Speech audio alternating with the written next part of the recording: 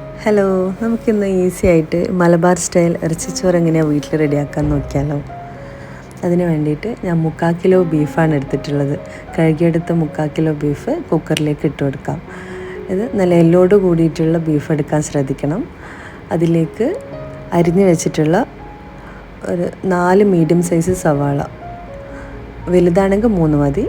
അതുപോലെ medium size 5 തക്കാളി, അതും അരിഞ്ഞു വെച്ചിട്ടുള്ളത് ആഡ് ചെയ്ത് കൊടുക്കുക. അതിലേക്ക് ഒരു 8 10 പച്ചമുളക്, അത് ഞങ്ങളുടെ എരിവിനനുസരിച്ചിട്ട് എടുക്കുക. ഞാനിവിടെ 10 പച്ചമുളക് എടുത്തിട്ടുണ്ട്. പിന്നെ ഒരു 3 ടേബിൾ സ്പൂൺ ജിഞ്ചർ ഗാർലിക് ചതച്ചത്, പിന്നെ കുറച്ച് പുതിനയില വേവിക്കുമ്പോൾ ആഡ് ചെയ്ത് കൊടുക്കുക. അത് ഞങ്ങൾ പിന്നീട് ചേർക്കും.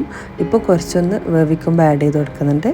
അതിലേക്ക് 1/2 ടീസ്പൂൺ മഞ്ഞൾപ്പൊടി, 1.5 ടേബിൾ സ്പൂൺ മുളക് പൊടി, 1.5 ടേബിൾ സ്പൂൺ മല്ലിപ്പൊടി, ആവശ്യത്തിനുള്ള ഉപ്പ്, 1 teaspoon garam masala, 1 teaspoon cumin powder, ചെറിയ ജീരകത്തിൻ്റെ പൊടി.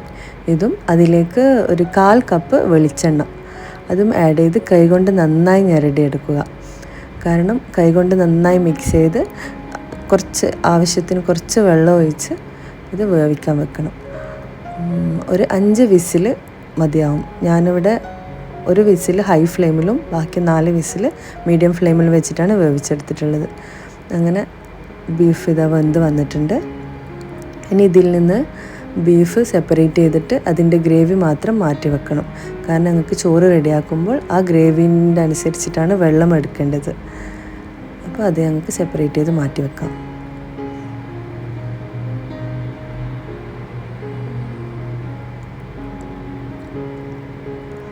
അപ്പോൾ ഇതാ ഞങ്ങൾ ബീഫ് മാറ്റി വെച്ചിട്ടുണ്ട്. ഇനി ചോറ് റെഡിയാക്കാൻ വേണ്ടിയിട്ട് അരി കുതിർത്ത് വെക്കാം. ഒരു 3/4 കിലോ അരിയാണ് ഞാൻ ഇവിടെ എടുത്തിട്ടുള്ളത്. 3/4 കിലോ ബീഫിന് 3/4 കിലോ അരി, ആ ഒരു അളവിലാണ് എടുത്തിട്ടുള്ളത്. 3 കപ്പ്.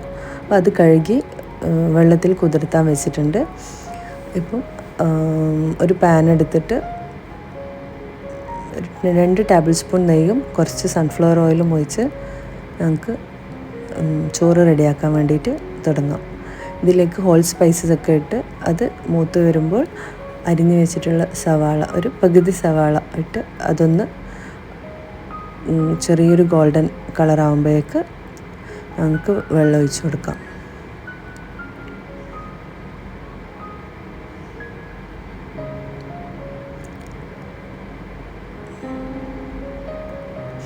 ഇപ്പോൾ ഇതാ ഞങ്ങൾ ഗ്രേവി മാറ്റി വെച്ചിട്ടുള്ള അതിലേക്ക് അരിക്ക് ആവശ്യമായിട്ടുള്ള വെള്ളം കൂടി ആഡ് ചെയ്തിട്ടാണ് ഇതിപ്പോൾ ഇതിലേക്ക് ഒഴിക്കുന്നത്. തിളച്ച വെള്ളം ഇതിലേക്ക് ഞാൻ മിക്സ് ചെയ്തിട്ടുണ്ടായിരുന്നു. 3 കപ്പ് അരിക്ക് ഞാൻ ഒരു 1/2 കപ്പ് കുറവിലാണ് വെള്ളം എടുക്കുന്നത്. നിങ്ങളിങ്ങനെ അളവെടുക്കുന്നത് അതുപോലെ എടുക്കാം. അപ്പോൾ അതും ആഡ് ചെയ്ത് അതിലേക്ക് വേവിച്ച് വെച്ച ഈ ബീഫും ആഡ് ചെയ്ത്, പിന്നെ 1/2 കപ്പ് മല്ലിയില, 1/4 കപ്പ് പുതിനയില, ചെറുനാരങ്ങ നീര്, ആവശ്യത്തിനുള്ള ഉപ്പ്, ഇതൊക്കെ ആഡ് ചെയ്തിട്ട് ഈ സമയത്ത് 1 സ്പൂൺ കൂടി ഗരം മസാല ആഡ് ചെയ്യണം. അങ്ങനെ ഇതൊക്കെ ആഡ് ചെയ്തിട്ട് തിളക്കുന്നത് വരെ വെയിറ്റ് ചെയ്യാം.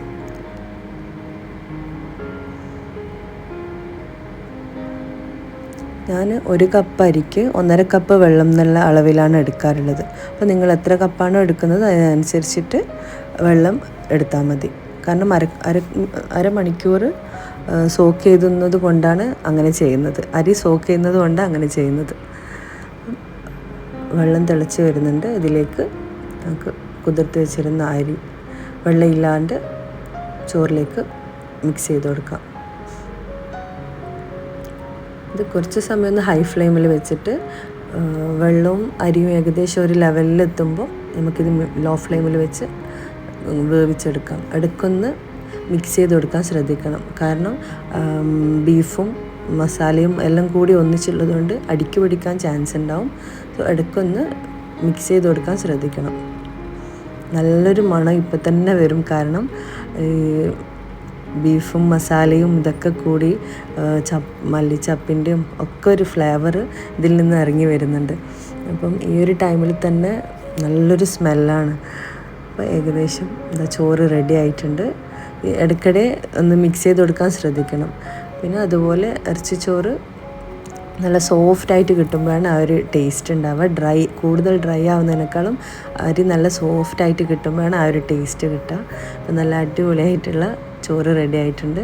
ബീഫും അരിയും ഒക്കെ നല്ല സോഫ്റ്റായിട്ട് പെർഫെക്റ്റായിട്ട് വന്നിട്ടുണ്ട്. അങ്ങനെ ഇതാ അടിപൊളി ഇറച്ചിച്ചോറ് നമ്മൾ റെഡിയാക്കിയിട്ടുണ്ട്. പെട്ടെന്ന് റെഡിയാക്കാൻ പറ്റുന്നതാണ്. അപ്പോൾ ഇതെല്ലാവരും ഒന്ന് വീട്ടിൽ ട്രൈ ചെയ്ത് നോക്കുക. അതുപോലെ വീഡിയോ ഇഷ്ടമാവുകയാണെങ്കിൽ ലൈക്ക് ചെയ്യാനും സബ്സ്ക്രൈബ് ചെയ്യാനും മറക്കരുത്.